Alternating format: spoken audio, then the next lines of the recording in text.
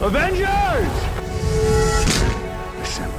Hello, everyone, and welcome back to Excelsior, the world's #1 Marvel's Avengers podcast. I'm your director, Christian Buckley. As always, joining me is the Apex legend, Jack Martin. Excelsior Christian, glad to be here with you in a post-Morbius world. It has taken the world by surprise. It is beloved by all. Now it's the beginning. This is the beginning of something brand new. And it's all because of Morbius. Yeah, what a film. Didn't you love it? No. Didn't see it. Not going to see it. Did you get around to seeing it? I just immediately, the day of, I was like, you know what? I've given up. I'm going to just read about the post-credit scenes and then watch the post-credit scenes where I can find them online. And that's exactly what I did. Very nice. And I hated it. Can you explain it?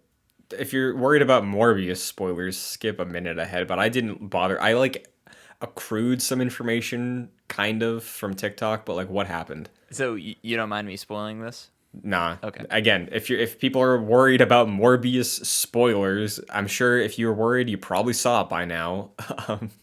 Skip ahead a minute or two. So the first, I guess, mid-credit scene defies all logic, set up by No Way Home in the Multiverse, where Adrian Toomes from the MCU, Vulture, is just sucked into the Venom / Morbius universe, into a random jail cell.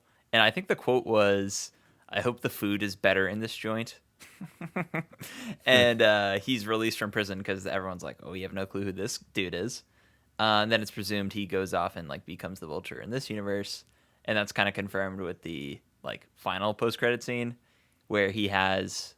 People have been saying it's the suit from at the end of Amazing Spider-Man 2, where that dude's walking through Oscorp with all the Sinister Six suits and whatever. So he has a different Vulture suit, meets up with Morbius randomly in the middle of nowhere, and is essentially saying, don't know how I got here. I think it's because of Spider-Man. Me and a bunch of guys like you should team up and do some good. And that's the end. So, a very poor tease of the Sinister Six. I can tell you confidently that's never going to get followed up on. I hope it doesn't, because that sounds awful. This is the point where we've talked about this with Venom. At least I was talking about this.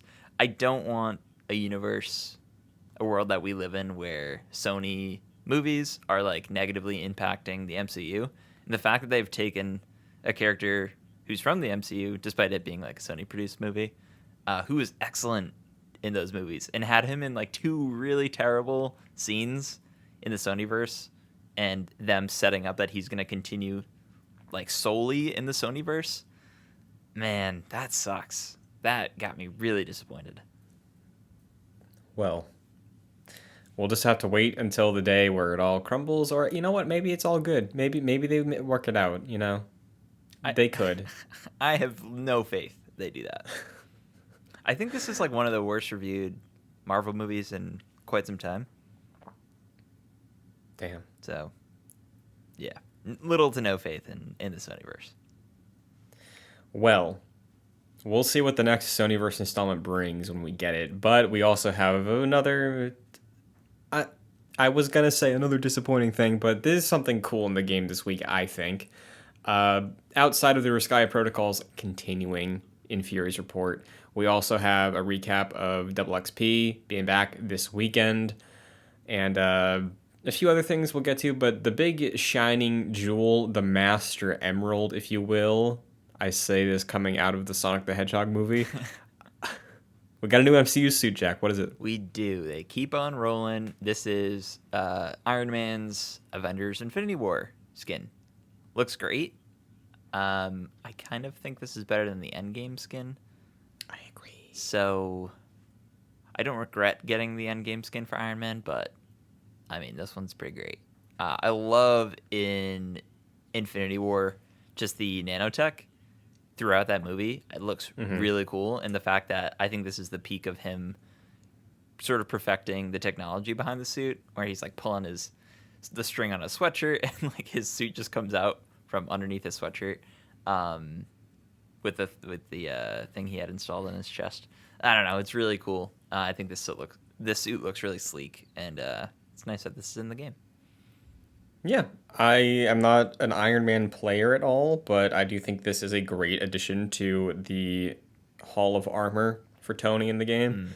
Mm. Um, I do believe that the free MCU suit is still available in the shop right now, which is great for me because I didn't even bother logging in the past week to claim it.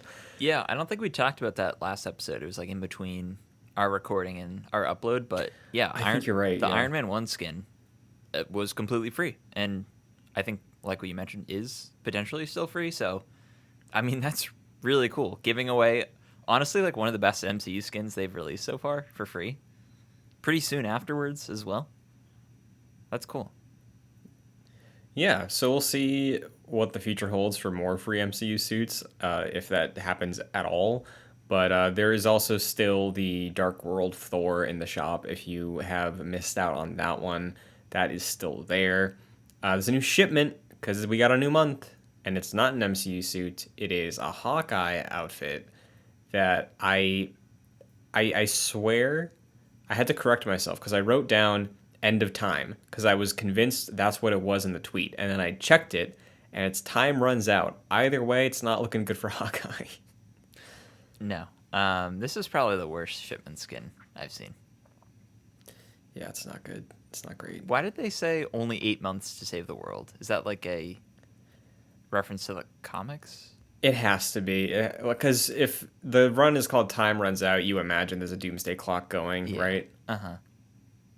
But you had a fun theory about what that meant. Me and a lot of comments on the tweet for this. I didn't say this publicly, but now I will. I was like, "Oh man, is that just like a subtle reference to the amount of months left for content in this game?" A lot of people took that and ran with that underneath the comments of this tweet, as you can imagine. 8 months to roadmap? Question mark? Stuff like that. I would not be surprised if we got the roadmap in 8 months and it was just another winter season event or whatever. But I'm under the opinion we're not even getting a roadmap at this point. yeah, I think you're right. Remember when we had War Table videos? Yep. Those were nice. Something I want to bring up that I just noticed. Have shipments kind of replaced the team outfit sets? I know we kind of like Ooh. bag on them sometimes, and sometimes we appreciate them. I don't remember the last time we saw any of this. I think you're correct. Yeah, unless there's just been some that popped up in bundles. No, I don't think there's been any featured new sets for at least a month, maybe two. And yeah, maybe that's telling that we didn't even notice that because Yeah. most of the time we were just like, this looks fine. I'm not going to get it. Or that looks kind of cool, but I'm not going to spend money on it. Yeah. So there you go. Well, good catch. We'll see if they return suddenly, randomly on a random Thursday, because who's to say? But we have been questioning a lot on this show the future of the game. And we're not alone. The community of Avengers players that does exist has been going back and forth for a while on what the state of the game is, the future of the game. And we have another sort of piece to that puzzle, right? We have another pin on the board of Charlie Day trying to figure out what the hell is going on with this game. Crystal Dynamics, I almost said CD Projekt Red because of how I wrote it, has announced they are now beginning development. I don't know how long they've been in development on it. A brand new Tomb Raider game from Crystal. If you are unfamiliar, they did the 2013 reboot. I think they did the definitive edition of that as well. That got ported to PS4, and Rise of the Tomb Raider. That was the weird Xbox exclusive for a year. And after that, they began development of Avengers, and Eidos Montreal stepped up to do the third Tomb Raider game. So they've announced that they're returning to Tomb Raider. I don't know if it's a new reboot, if it's Tomb Raider 4. They've only said it's Unreal. No word on, I don't believe who the director is. I know the director of Days Gone is a design director on this Tomb Raider. But there's a question that comes up with Crystal Dynamics, who does have two studios now. Where does that leave Avengers? Because we know we got the new Tomb Raider. Also, earlier this year, it was announced that they'd be basically taking over the development of Perfect Dark, the Xbox exclusive that was being worked on by the Initiative. It's mostly a Crystal Dynamics game now. So, Avengers, granted, not this huge, massive game that needs a large amount of people, you would assume, to create a decent amount of content flow for it. Like, you don't need a whole game size team for the scope of what Avengers is. But hearing this, Jack, are you more worried? Are you more concerned? Like, where are you at with this game hearing this news? Like I said earlier, I was kind of, and like we've been saying for quite some time, already worried for this game. It's April 7th on the day we're recording this, and there have been no details about what is to come for this year, even. So that's worrisome. But the fact that there are two projects that this team is working on aside from Avengers, I think it's kind of fair to say that Avengers is like bottom on the rung of importance Oh, yeah. for Crystal Dynamics. Like you have bringing back an IP from so long ago that you have been tasked to help another team with, as well as making another Tomb Raider game in a series that I imagine since they returned to it, they really enjoy. So I think those two hold way more importance than carrying on Marvel's Avengers. And the fact that we haven't really heard a lot from this team about what's next for the Avengers, coupled with the fact of this news, is very worrisome. A lot of lot of sadness on the timeline. Everyone was like, "Yep," like the fans of Avengers were like, "Yep, this is kind of this might be like one of the final nails in the coffin of well, here we go." Paul Tassi was down bad on the timeline. Greg Miller was down bad. Well, it was not a good look. This was a sad time. And honestly, I think I really I think we would all sort of appreciate some level of communication from Crystal Dynamics about future plans for Avengers because it's been 4 months and we haven't heard a thing about like what we can expect for this year, and it's a little unfortunate. Yeah, I know we keep moving the goalpost, but I think genuinely, if we don't hear anything at the end of a 6 month window, then I think it's like, don't even have hope anymore. Like, I think that is the point of no return. Because, like, there have been other service games that I haven't followed religiously for updates, But, like, Anthem was quiet for, I believe, close to a year. And then they shuttered eventually. But I wasn't there, like, super attentive at the beginning of Destiny, but I believe they were quiet for 4-ish months. Uh, so again, not panicking yet, but this is also a sign, like you said, that Avengers is low priority. So if they have their character team, like building characters at this point, uh, I don't know how many people that involves, but surely not the size that you would need to make an entire game. So yeah, we'll see what the future is for Avengers. We're very curious about what the content is gonna be. Uh, but for Crystal overall, I'm happy for them that they get to live another day and make something that they're good at. Oh yeah, no, absolutely. I Tomb Raider has never been a series I've really connected with. I own all the recent Tomb Raider games. I just have never played them. I just got them for Mhm. like $5 each on like various bundles or free through PS Plus. Um, and being able to like help reboot Perfect Dark is really interesting, and that's really cool. So I think their future is quite bright. But yeah, this for Avengers to be like in that list, like that is the one that sort of sticks out, being like, huh, that they're still working on that, huh? Like a lot of people are are probably rightfully confused, being like, I can't imagine them really prioritizing Avengers of the three of these games, and for them to be split in between three different projects, like something's got to give, and it's certainly Avengers. I do think that, uh, yeah, it is Avengers that will give the most. I don't see Microsoft like walking back that deal from what it sounds like Perfect Dark ended up being. So yeah, we can only hope to see something out of the future of this game, and I'm sure the Crystal Tomb Raider return is going to be great. I played the 2013 Definitive Edition, I think a year or two ago, and I loved it. I was blown away that more people don't talk about those games. I've only played the first one, but like I think it does some things better than the Uncharted trilogy, honestly. Like I think it's a pretty cool game. So, yeah, glad that Crystal was hopefully able to get through this thing that was not their fault unscathed, Yeah, no, you're right. for the most part. We don't know the whole picture, but it's good to see them getting more work, I think. Yeah, totally.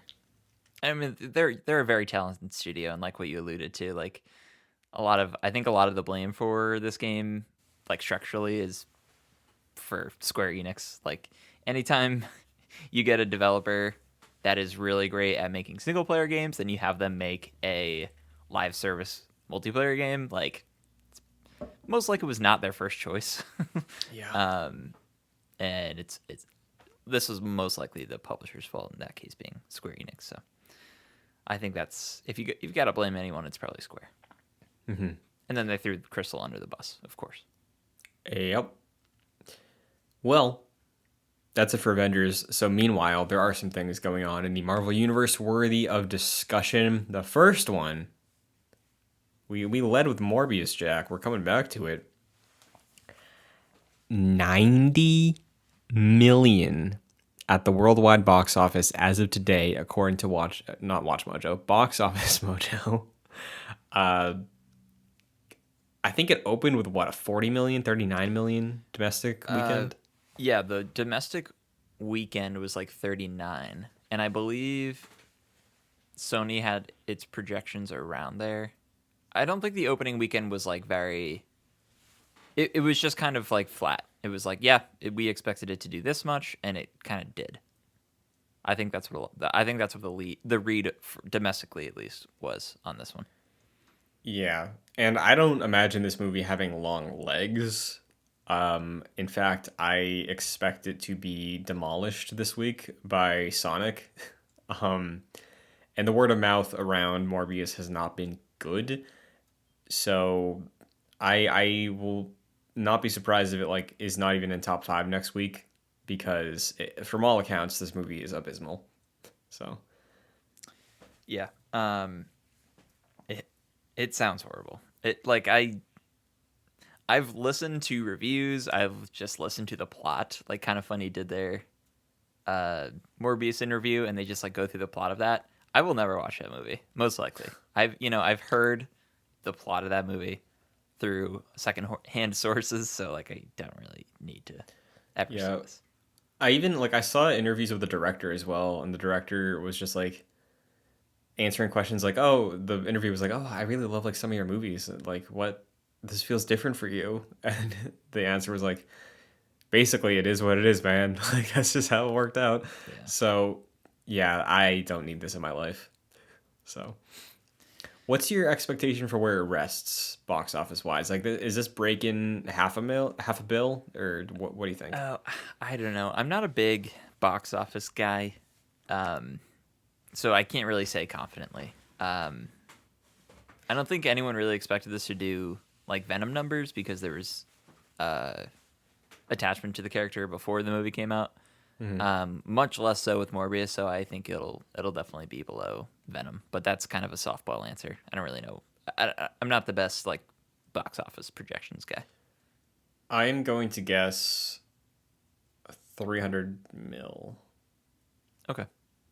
maybe. I don't know. That still seems too high. But Yeah, I don't know. we'll see. I think you're certainly right about it not having long legs. I don't know if this was like anecdotal, but like I saw a lot of, and I'm sure you did too, saw a lot of people like opening night showing their theater and like no one was there. There was like only them. Yeah.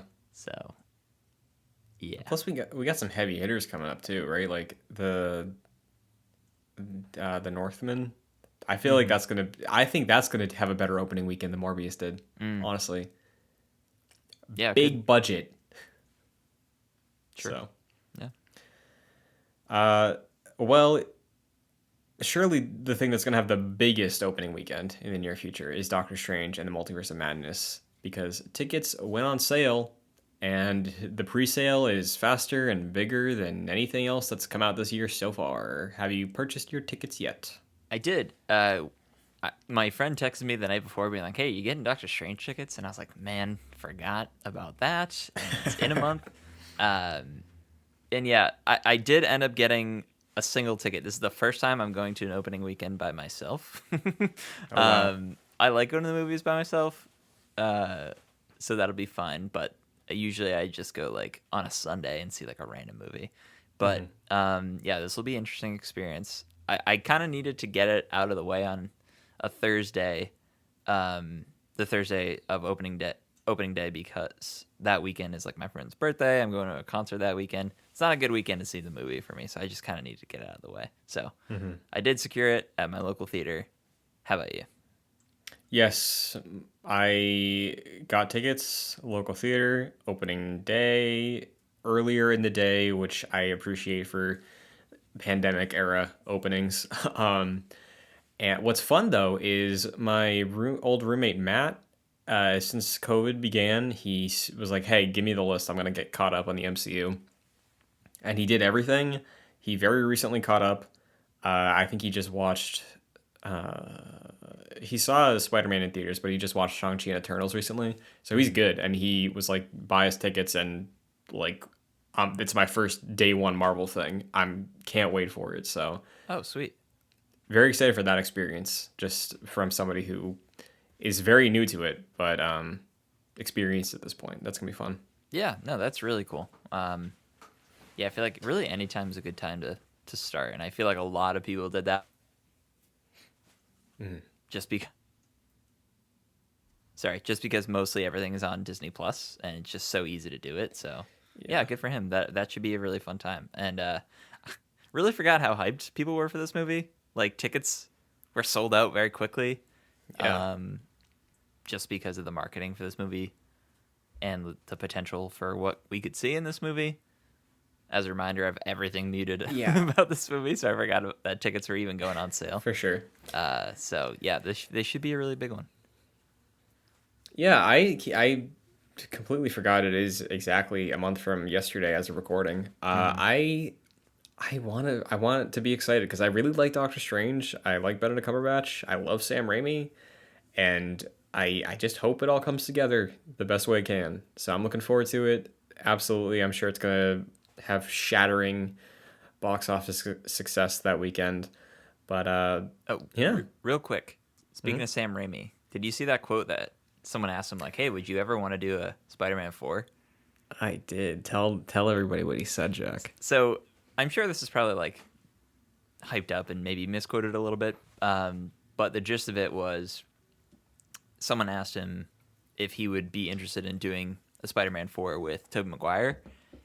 And he essentially along the lines was saying like, yes, that'd be interesting. And I really enjoy working with Tobey. So that's something that I could potentially be interested in if that movie ends up being made. So It's gonna happen. things are right? happening, man. Amazing Spider-Man 3 and Spider-Man 4 are happening potentially. It's gonna happen. It has to happen at this point.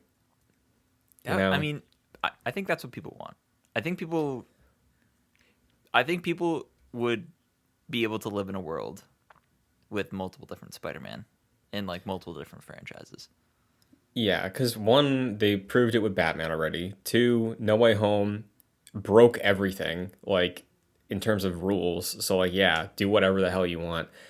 And three, Morbius being a flop, I think might fast track both of those Spider-Man movies if I'm being real. Uh, because like I think, you know, the high ups, the suits, they see bad numbers, they get real scared. They want something that's a surefire bet. And that bet is Venom 3 and multiple Spider-Man franchises. So, yeah, I think that's probably likely.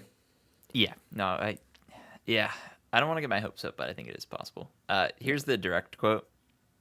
He said, I've come to realize after making Doctor Strange that anything is possible. Really, anything in the Marvel universe, any team ups. I love Toby. I love Kirsten Dunst. I think all things are possible. And then he goes on to say, I don't really have a story or a plan. I don't know if Marvel would be interested in that right now. I don't know what their thoughts about that are. Haven't really pursued that, but it sounds beautiful. Even if it wasn't a Spider-Man movie, I'd love to work with Tobey again in a different role. So, loves the cast. Certainly wants to make a Spider-Man movie from the sounds of it. Yeah. I mean, which I think would be so, so, so amazing. So, I mean, he's down for it. I think with the right amount of money, Toby would be down for it. Mm-hmm.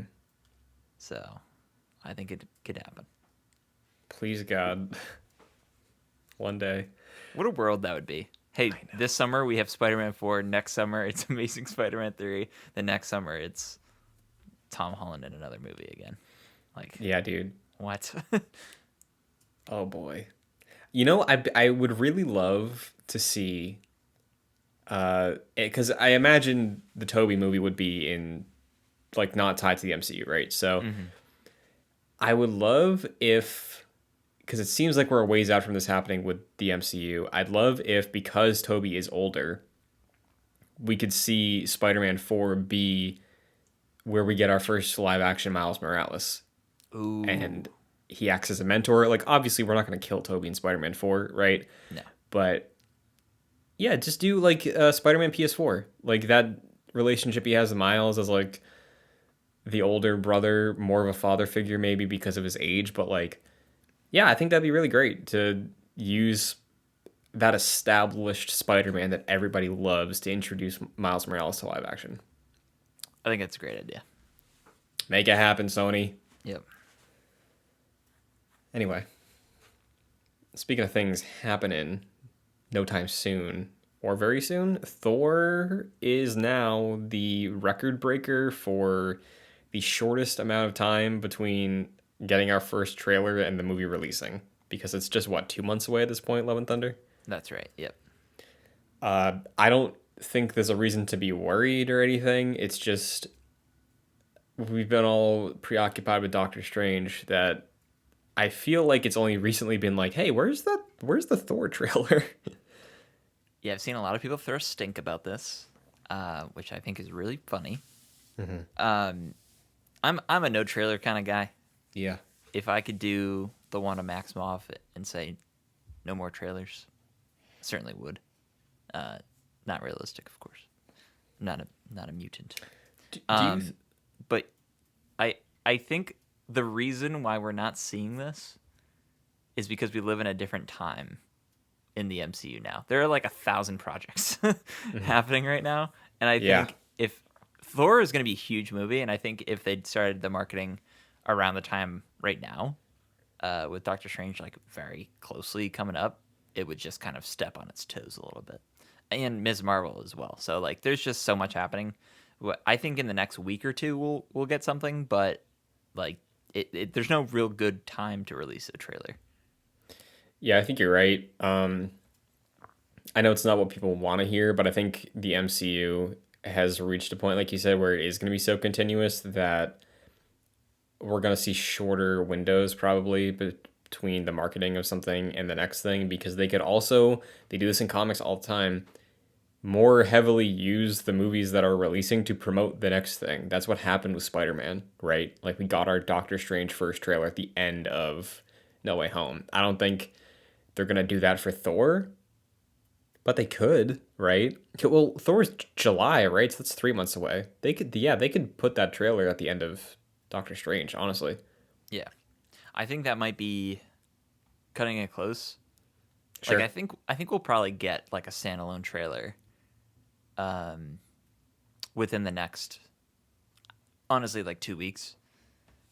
But honestly, I like the way that you're thinking. I would prefer that. I think that'd be a good way to get people to go to the movies. Like, I think that a lot of people like didn't like having like a trailer as the end credit scene for Spider-Man for Doctor Strange, but I really enjoyed that. And I think if they did something like that going forward, I'd be all for that. Yeah, I can see both sides of it, right? Because I do think it's more fun if there's like a scene written out to tease something moving forward rather than just a trailer for something. Because it just feels like it's always been advertising, but it feels more like advertising. I think this way.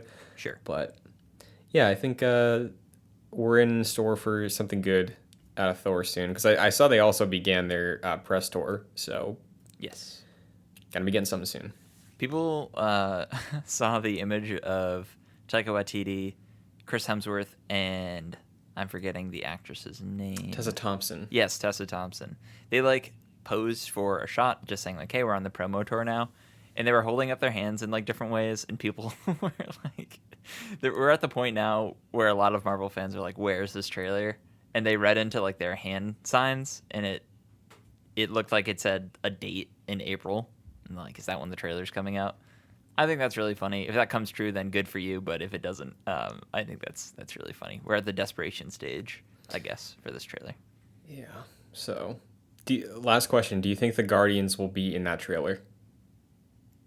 Oh yeah, yeah. I think the Guardians play will probably play a significant role in this movie. I hope so, man. I miss them.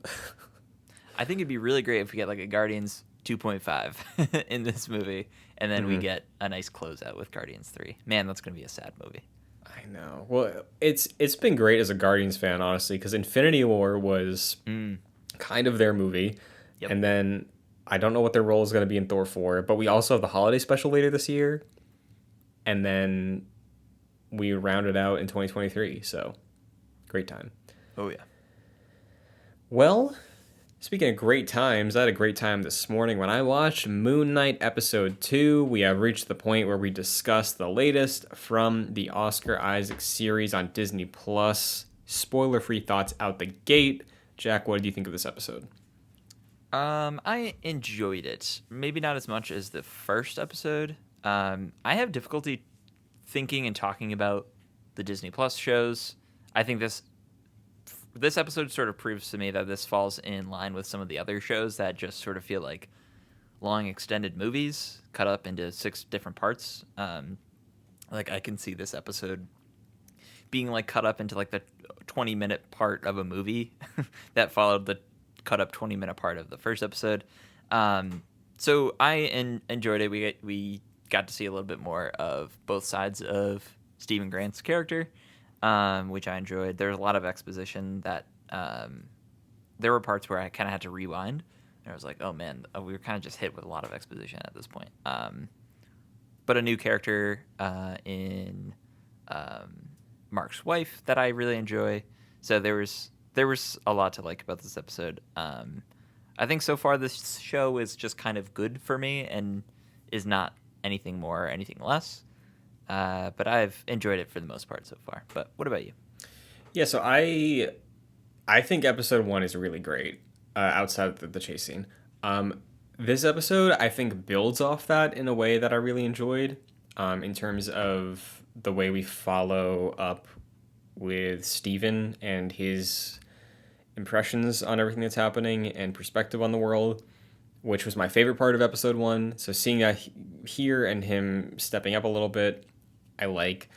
I'm with you where last week I did feel that we could have been in store for a sort of a series that embraces television rather than feeling like a cut up film, but it does feel like it is following the Winter Soldier and Loki and Hawkeye route of, yeah, we have a script for a film. But I do think within the first 2 episodes, they've proven to me that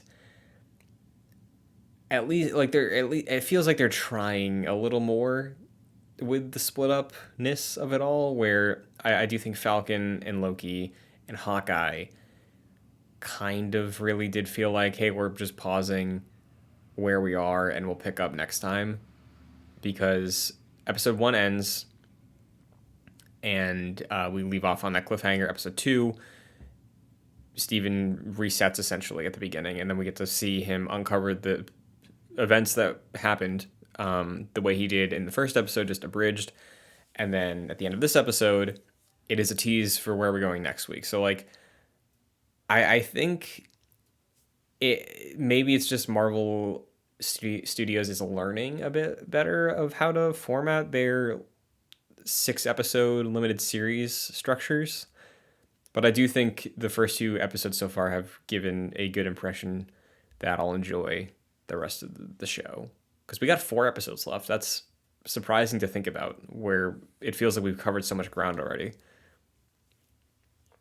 Yeah, it seems like we've talked about. This seems sort of like that cut up movie style. Seems like this is probably the first act. We're out of that. The next 2 episodes will be Act Two. Next two after that, Act Three. So it seems like we're kind of cruising at this point. So why don't we open up to spoilers? What do you think of? Let's start with Layla, because she is the new player introduced here and seems like is going to be a very pivotal character in the rest of the show, more so than anything else introduced in this episode, I'd say. So, what do you think of Layla and her role playing off of Steven and where we see her going?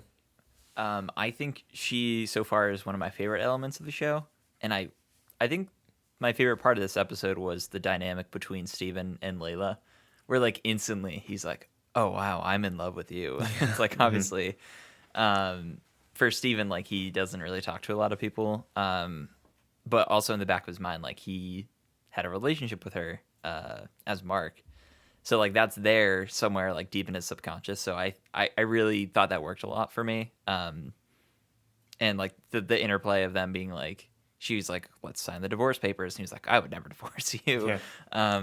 That I thought was like funny and endearing and charming in a way that I think Steven in a lot of ways has been in the first couple of episodes. We'll talk later about a part where I don't think he was very charming and endearing, but I think in that particular scene and the dialogue between the two of those characters, I'm very interested to see that progress.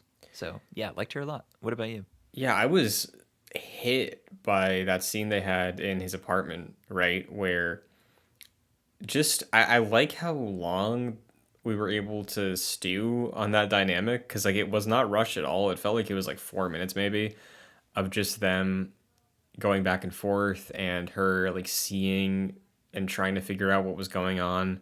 And Oscar Isaac killing it. I really felt for him when he was like on the verge of tears before his door got knocked down, right? Like he was really selling it as Steven, which I do think is the highlight of the show so far.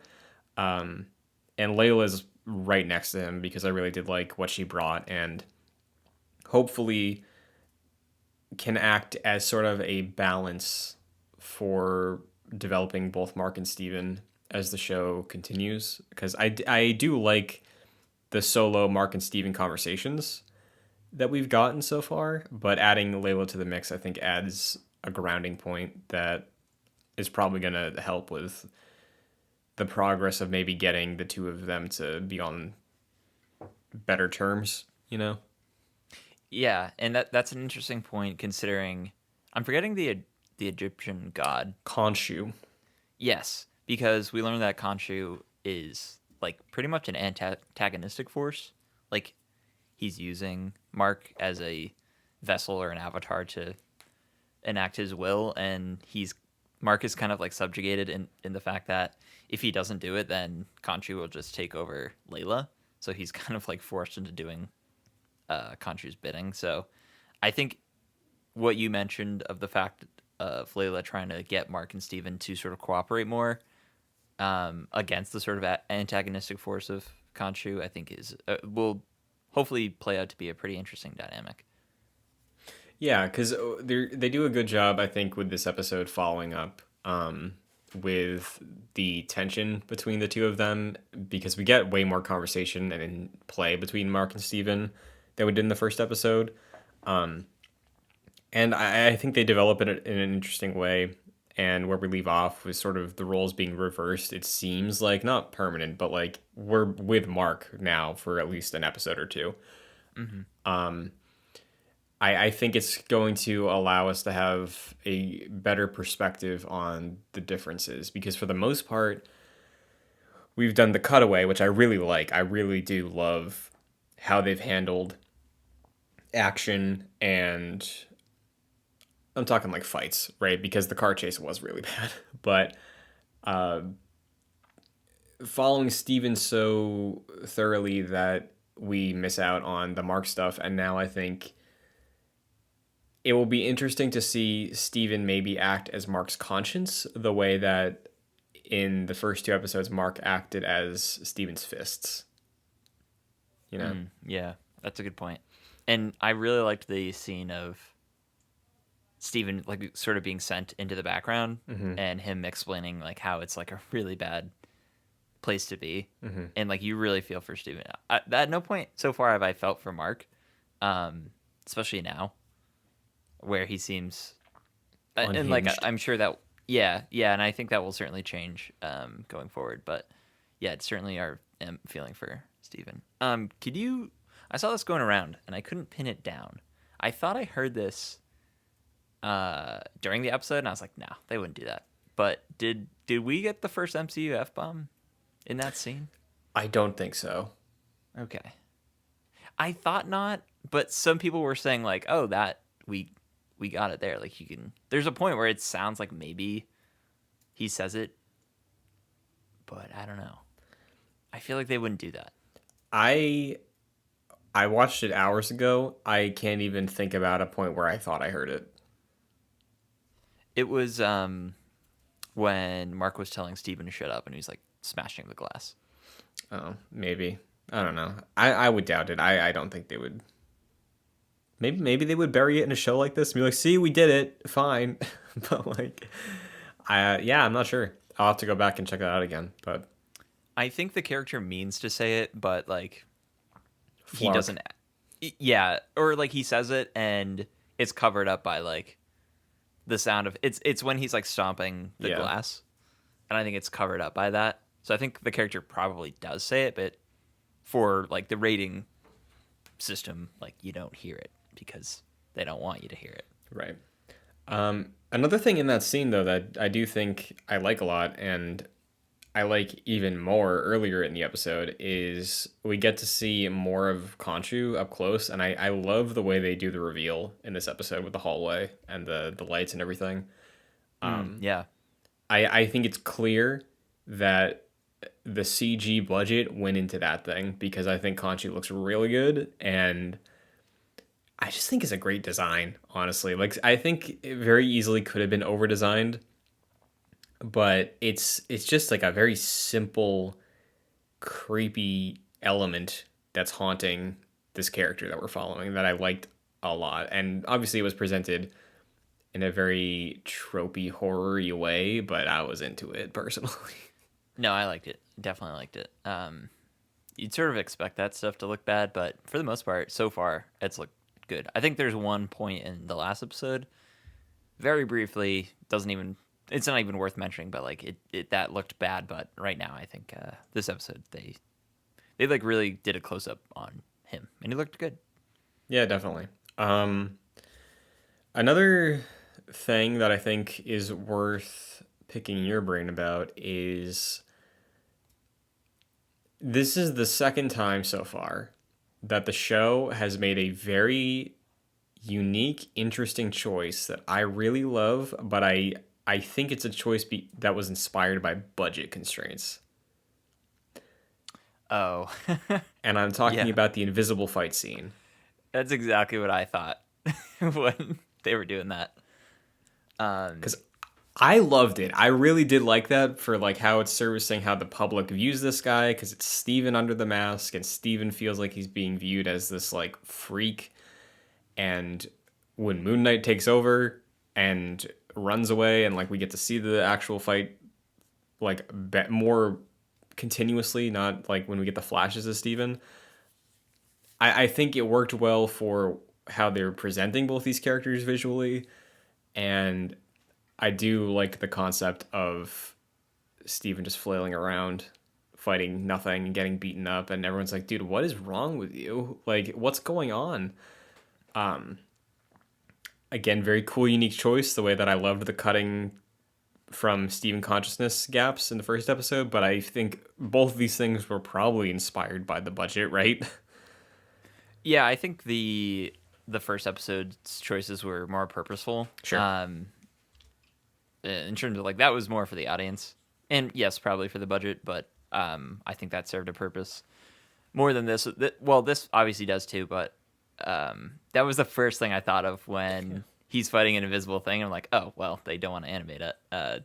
The point that they're at in the scene where they were was pretty bright, so like you would have to animate that quite well for it to look convincing. But I didn't like that scene, not because of that. I thought that was whatever. I just really did not like the depiction of Steven in that scene, where he goes from like this really endearing, like you feel bad for this guy and like you're kind of rooting for him, and then he just breaks out these really cheesy lines. He's just like really silly and goofy, which I don't think really lined up with his character, with how they set up his character in the first episode and what we've gotten so far. I didn't really like that all that much, and I was like, man, I kind of don't want to see Steven at this point right now. So I didn't like that portion. Do you think that could have been intentional?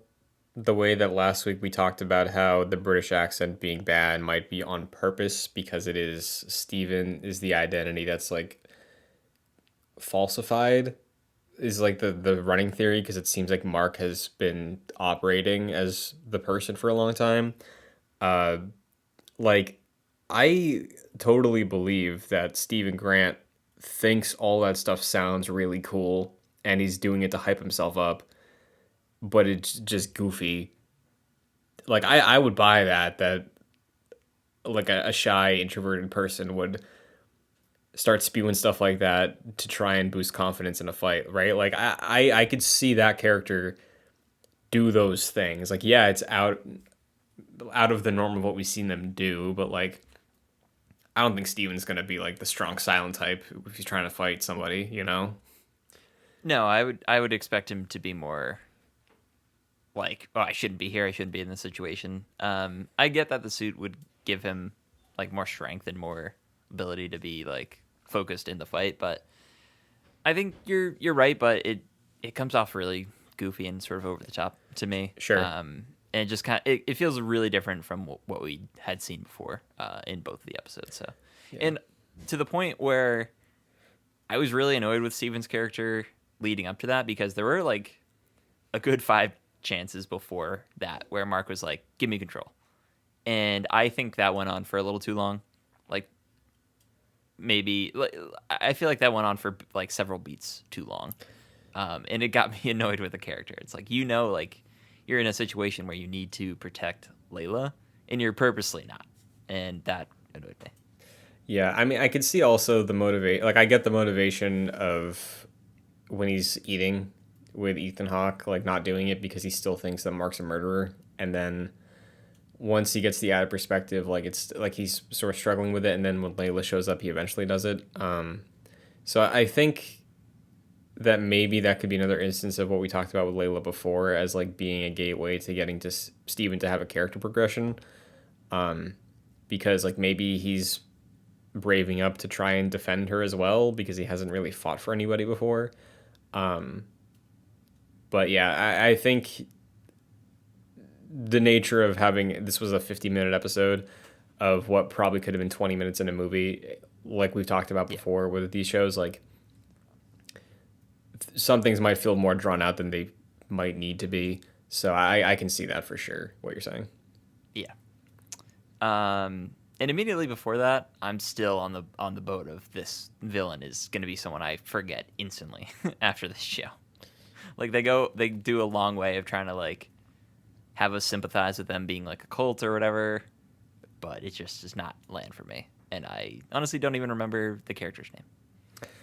When he was walking through the streets, I was like, oh, another villain that's just a socialist that's gonna suddenly become evil. Like, great. So, like, yes, he's killed people, right? But communal living, is that really a bad thing? Like, is it? But I know people have beef with that, with the way that Killmonger was treated as well. Of like, why does the left-leaning guy got to be a villain? Because everything else he's saying makes sense, but then he just kills someone, which, like, yeah, that's the role a villain plays. But I think that's them trying to make them seem sympathetic in a lot of ways.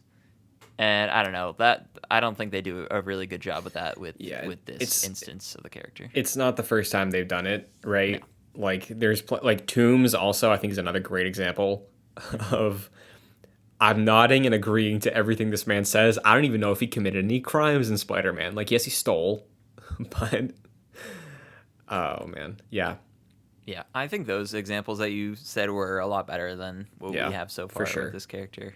But Because yeah, I I mean think they've done it better in those instances, but now it's just like, all right, like I don't really care what's going on with you. yeah, because those villains at least I think had charisma to them. Hmm. Where I really, really like Ethan Hawke, and I see he's going for something here. And I think the most interesting thing about his character is his relationship with Steven, the way he's like acting with him, and like, yes, he's manipulating him, but I think he's coming at it from an angle of like trying to understand how vulnerable Steven is because he acts as like a leader for all these other people that uh, are only alive because they are probably very, very innocent people in terms of what they do and how they think. So, yeah, cult like behavior is not super interesting as from a villain, I think, in the MCU right now. So all that the conversations I think they have been my favorite part of him, and it seems like moving forward those won't happen again because of the fallout they have. So Yeah, and I do think the nugget of information of the villain is like a former avatar of Khonshu is interesting, and I want to hear where that goes. But it seems like a classic setup of, oh, I was like, I don't know, I'm thinking like Red Hood, or maybe that's not a good example, but like I was the ward of this person, and then look how I turned out, you know. So we'll see where that goes. But yeah, at the moment, I'm thinking this villain is going to be very forgettable. I'm sure he's gonna have a scene where he's trying to manipulate Layla and talk about what his experience was like under Khonshu, and he's gonna be like, "Mark wants to get rid of this," and then it's just gonna go to you. You gotta keep Mark as him or something so he can win. I don't know, but it's standard Marvel fare. But I do think that there's a lot of choices the show has made so far that I think just feel very fresh, even if not everything is landing. So it has me like very excited to see where we keep going, I think. Hmm. So more so than the last few shows, honestly. Yeah. I think having this character that I know nothing about, and I think a lot of people are in that situation, leads to a lot of good interest. I right now I wouldn't say it's falling flat for me, but it seems like fairly standard Marvel fare at the moment, which is fine. Like that's good, but it's nothing that is sort of um, I don't know, really engaging me all too much more so than the other Disney Plus shows have. But it's hard with these shows because they do, for me, feel like just cut up movies, but really extended. So I think by the end of it, I'll have a better sense of how I feel. But right now, I think it's just pretty good. Yeah, I think it's got potential to maybe be better than Loki. I don't know. I feel like as time has gone on, I've gone back and forth on how I feel about that show. Where Hawkeye's definitely last for me, and I think you as well. Oh yeah. Or what if I guess counts. But Oh god. yeah, I think Moon Knight has more potential in the early episodes than some of the other ones have had so far. And I'm curious to follow it through. I will say I wrote this down. There was a QR code in the episode. Did you scan it? Yeah. I really loved it. I saw that when he was opening the locker or like the storage unit, and I was like, that seems like it's way too visible for it to not be like a little audience Easter egg. And it turns out it was. I thought that was really cool. Yeah, it linked to a Marvel Unlimited page that gave out a free comic. It was called Moon Knight Werewolf by Night, which is the special that I think uh, Michael Giacchino is directing for Disney to hit Disney Plus this year. So yeah, that was super cool. And I got it, I saw it, and I was like, I have Marvel Unlimited on my tablet, so I will just read it there later. But this was very cool. Yeah, no, that was. I really enjoyed that. I think they had one in the first episode, which I missed. This was definitely like in your face, and I was like, Yeah. I'm gonna rewind and scan that, and yeah, that was cool. I really enjoyed that. I think that's I think they're gonna do that each episode. It seems. That's nice. So I think the first episode was the first issue of that, and then this was the second. I could be wrong, but I think the first episode Okay. had like the first instance of Moon Knight in a Interesting. comic, and this was whatever this was. Yeah, I'm very curious to see how they use that moving forward, either within the show or overall. Because I do think that, that brand synergy needs to be a bit more in the face sometimes to promote the comics, because comic books, for all the success that the MCU has had, still feels like it's a dying industry whenever I read about it in terms of the way people get paid there. So, like, I would love if the MCU was very more vocal about comics as they release all these projects, right? Because you have that opportunity there, just be more in your face about it. Maybe not like throwing very blatant ads in the projects, but like, how on Disney Plus is like an end card. It's like, hey, now watch Eternals. Yeah. Maybe throw a code on there or a link to a Marvel Unlimited thing that is tied to the character, just because if you're already promoting something, promote something else that's you're making all this money off of anyway, like you're making profit off the characters and the comics and creators, so that'd be cool. Totally. But any other thoughts on episode 2 of Moon Knight? I feel like we covered everything that happened. Yeah, not really. I'm interested that they're in Egypt now. I think that it's nice that we're getting out of like the more explored regions. Like we've been to London like 1,000 times, it seems. So yeah, it's cool that they're gonna end up there, and seems fitting, obviously, with the Egyptian gods and all that. So that's cool. Yeah. Well, we'll see where we end up next week, how things go. Will we see another Egyptian god? It seems like that gator lady is on her way to showing up. So until next week, Jack, where can the Agents of Excelsior find you? You can find me on Twitter at Fascinated Jack. What about you, Christian? Yeah, you can find me on Twitter and TikTok at Chun2D2. YouTube.com/joyclicks is where you can go to find the video version of Excelsior that posts every weekend. You can check out the audio version on Apple Podcasts, Spotify, Google Play, anywhere you listen to podcasts. Just look up Excelsior, Avengers Game Podcast, or Joyclicks. You will find it. Rating and reviewing takes a quick second, is free, and helps the show out a ton. So if you want to help us out, you can leave a review, leave a star rating, and we would appreciate it very much. Or you could go to patreon.com/joyclicks to support the shows on a monetary level at the $1 and $5 tiers. $5 will give you producer credit on every show we produce, like Aaron Easton and Jose Garcia. So thank you very much. And that is it for another week of Excelsior. We will see what's up next week. Roadmap? No. Moon Knight? Yes. Yeah, that's exactly right. That should be the thumbnail for this. Yes. Yes. Well, until then, Excelsior. Excelsior.